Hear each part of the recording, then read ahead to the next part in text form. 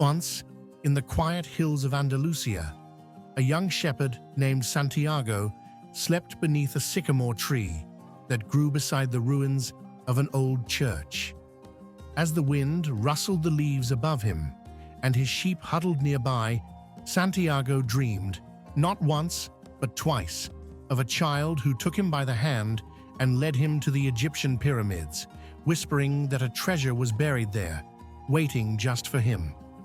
When he woke, Santiago felt the echo of the dream inside his chest. It was more than a dream, it was a calling.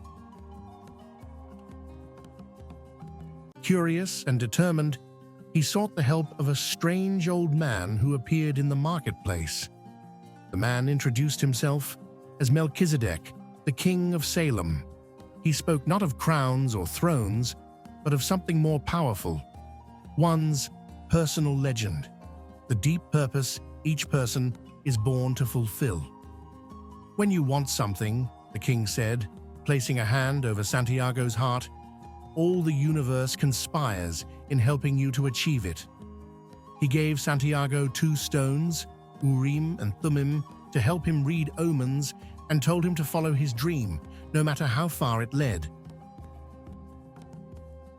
Before Santiago ever dreamed of treasure, he had a simpler dream, one that made his heart race for a different reason. It was a warm morning in the village square. Santiago, dressed in his shepherd's cloak, stood proudly beside his sheep. He had brought them to town for shearing and hoped to speak once more with someone who had never left his thoughts. She was the merchant's daughter. She came out of her father's shop with a clay jug in her hand, walking gracefully. Her hair was black like night, tied back with a red ribbon, and her eyes were bright, curious, and clever. Santiago had seen her only once before, the year before, when he sold wool to her father. But that one moment had lived in his memory like a melody.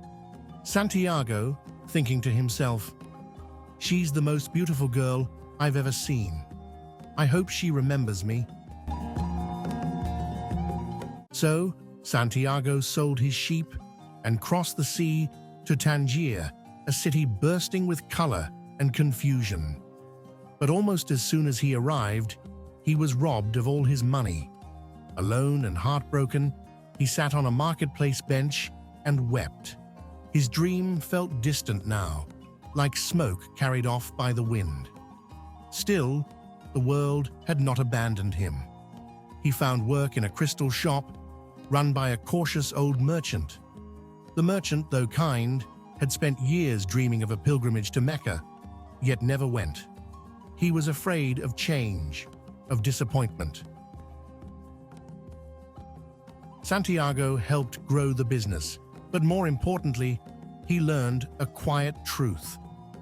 People are capable, at any time in their lives, of doing what they dream of, he thought, but only if they dare. Earning enough to travel, Santiago joined a caravan bound for Egypt. On the journey, he met an Englishman buried in books, searching for an alchemist who could turn metal into gold. The Englishman spoke of the philosopher's stone, the elixir of life, and of alchemy as the science of transformation. But Santiago realized that true wisdom wasn't just written in books, it was written in the world itself, in signs and in silence. As they crossed the burning desert, they arrived at Al Fayoum Oasis, a place blooming with palm trees and peace. There, Santiago saw Fatima, a desert woman with eyes like the wind at dusk, and at once he knew love, deep, pure, and patient. "I'm a woman of the desert," Fatima told him. "If your treasure is in the pyramids, then go. I will wait for you." True love never holds you back. Love gave Santiago strength, not chains. And soon after, he met a man cloaked in mystery, the Alchemist. With eyes like ancient fire, the Alchemist tested Santiago's courage. "Listen to your heart," he said. "It knows all things, because it came from the soul of the world. As they traveled together, the alchemist showed Santiago that alchemy was not about gold. It was about transforming the self, about becoming who you truly are. Near the end of the journey, they were captured by desert warriors. To save his life, the alchemist told the soldiers that Santiago could become the wind. Santiago was terrified. He had no idea how to become wind. Left alone on a cliff, he turned to the desert, the wind and the sun, pleading with them in a language deeper than words. "Desert," he said, "teach me your silence, your patience." But the desert could only offer its stillness. "Wind," he begged, "carry me." The wind answered, "I am free, but I do not know how to love." "Sun," Santiago said, "you warm the earth. You must know love." And the sun replied, "Yes, but even I am just a servant of the hand that wrote all." Finally, Santiago turned inward. He spoke to the soul of the world, that divine thread connecting all life. "My heart is part of your heart," he whispered. "Let me become one with you."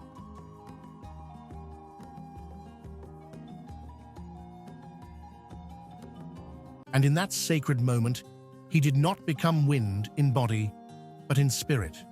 The desert shifted, the soldiers knelt in awe, and Santiago had performed a miracle, not of power, but of faith.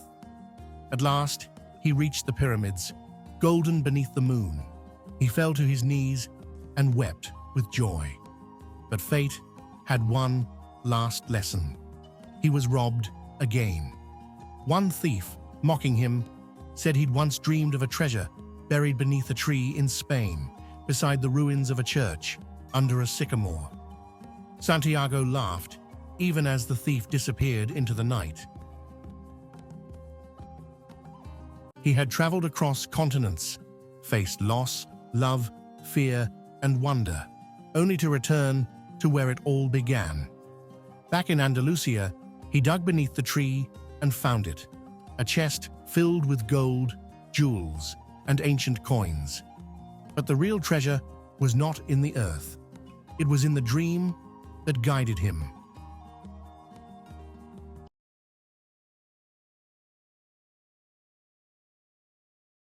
He carefully reburied part of the treasure, knowing that true wealth was not only meant to be kept, but also to be shared. Then, with his heart full and his journey complete, he returned to the desert, not in search of anything, but to fulfill his promise, to reunite with Fatima, who had waited by the well. When he arrived, she was there, drawing water beneath the moonlight. She smiled before he could say a word. "I found my treasure," he said. "And I waited because I knew you would." They embraced, and Santiago finally understood. The true treasure wasn't the gold, but the journey, the love, and the voice of the world he had learned to hear.